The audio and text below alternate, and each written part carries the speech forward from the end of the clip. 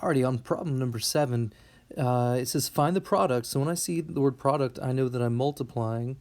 But also, because I see these two parentheses pushed up against each other, that's another reason I know that I'm multiplying. So this one we have a 2y squared plus 3 that we're going to be multiplying by negative 5y to the, to the third,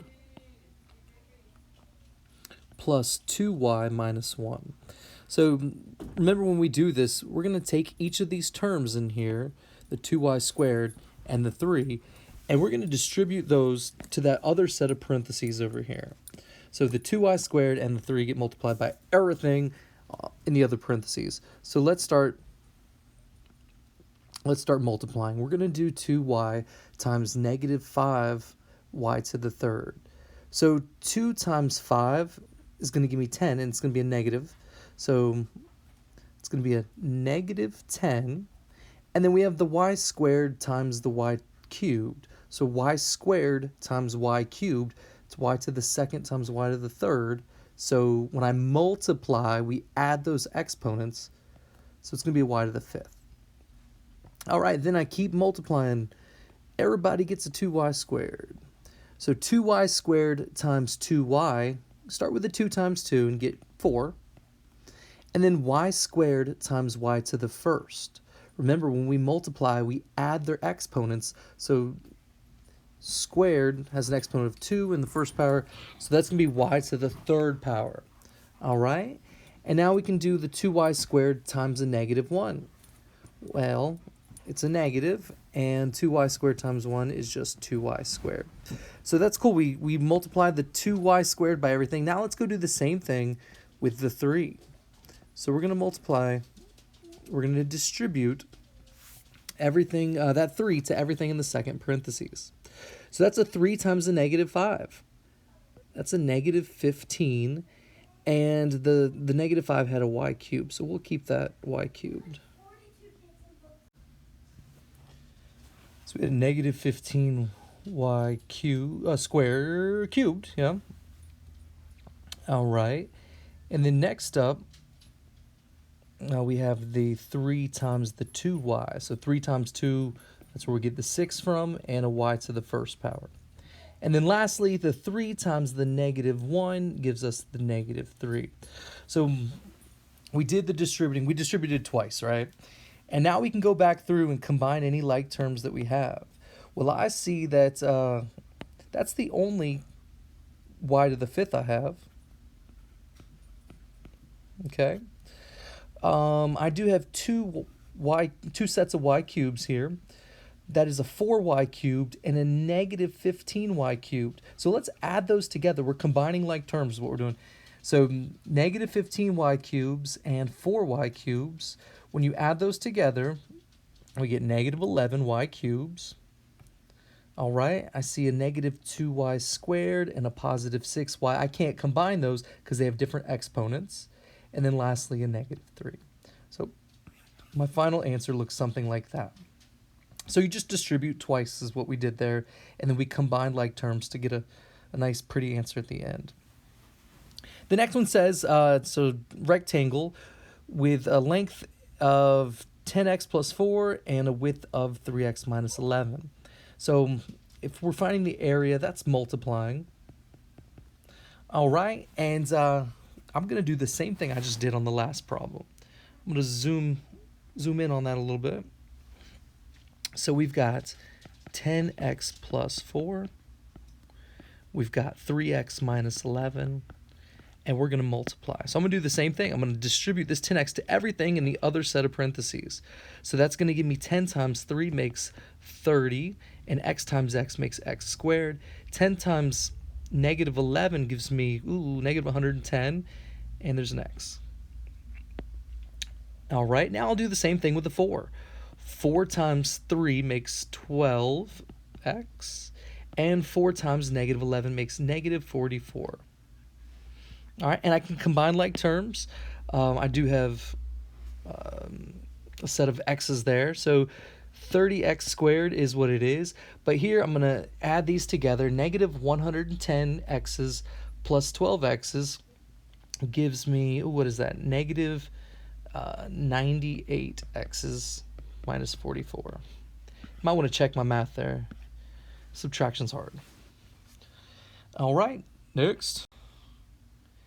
So we did this one in class. If you weren't in class, you didn't see it. We talked about how something squared is just that something multiplied by itself. So if I said, what is 5 squared? Well, that's 5 times 5. What is x squared? It's x times x. So what is negative 5x plus 6 squared? It's negative 5x plus 6 times negative 5x plus 6. So the squared just means that it's multiplied by itself. So the same thing multiplied. All right, and it's same game. It doesn't change. We're going to take this negative 5x and we're going to distribute to both things in this parentheses.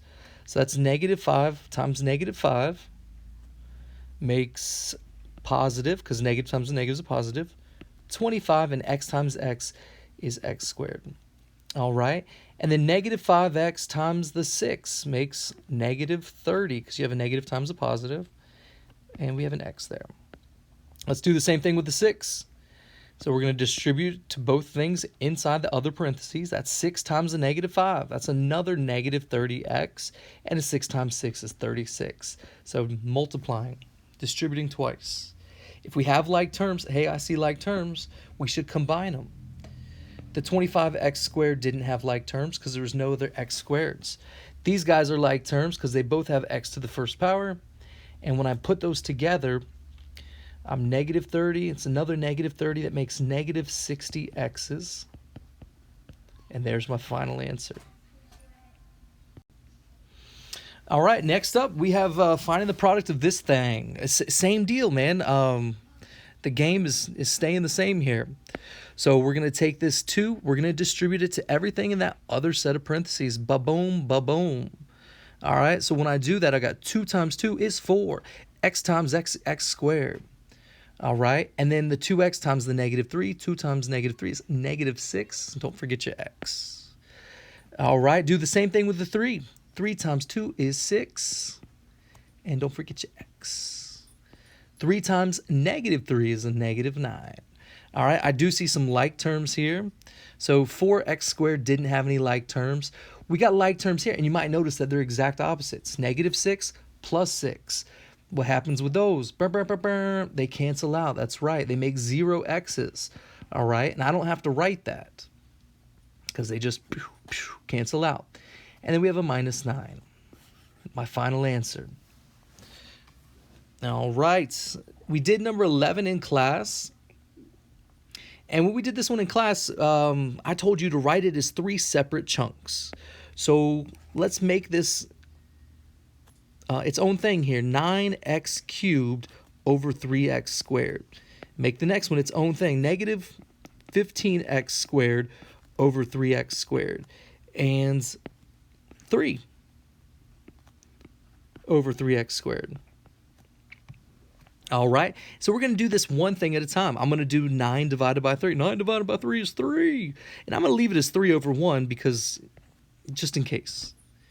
And then whenever I do x cubed over x squared, I just see where are the more x's. Well, they're on top, and there's one more than there is on the bottom. So that's an x to the first power that's going to be left on top. All right, because there's one more. Over here I have negative 15 divided by 3. Negative 15 divided by 3 is negative 5. I'm going to leave it over 1 just in case. And then now I can look at the x's. X squared and x squared, they're exactly the same. They're going to divide out.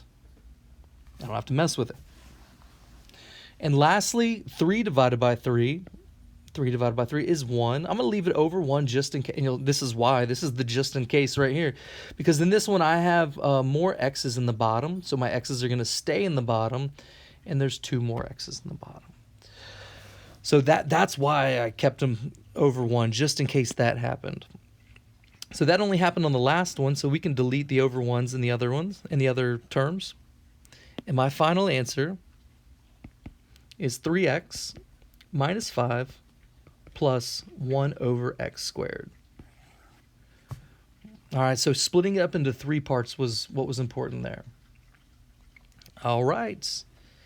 Now these questions talking about whether it's going to result in a polynomial or not. The only one that might not result in a polynomial is our division.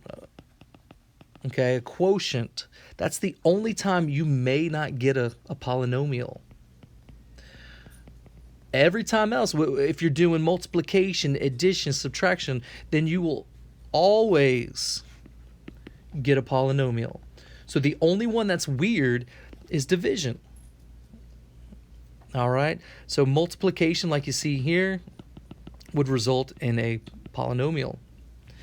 If you add two polynomials, you're going to get a polynomial. If you multiply two polynomials, you're going to get a polynomial. Subtraction, same thing, but division can be weird. And honestly, if you want a good example of that, look right above. We divided polynomials, and we got an answer that's not a polynomial. Not that it's super important right now, but that's a rational function, so it's different. All right, almost to the end. Oh, snap. That's the same page. We already did it. Sometimes. Always.